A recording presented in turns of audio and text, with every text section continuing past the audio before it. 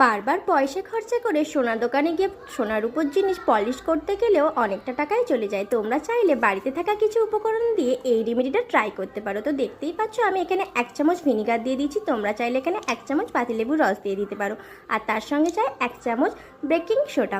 আর দিয়ে দিলাম 1 চামচের মতো clean and clear face wash. তোমরা চাইলে এখানে যে কোনো শ্যাম্পু ব্যবহার করতে পারো। আর লাগবে কোলগেট মাজন 1 চামচের মতো। আমার মাজনটা অবশ্য শেষ হয়ে গিয়েছিল।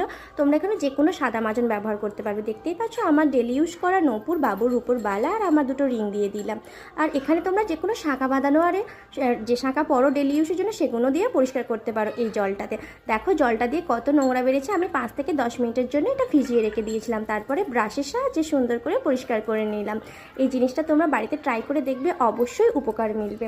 আর আমিও এটা করে বারবার দেখেছি, কিন্তু তাই জন্যই তোমাদের সঙ্গে শেয়ার করছি, তোমাদেরও সেটা কাজে লাগবে।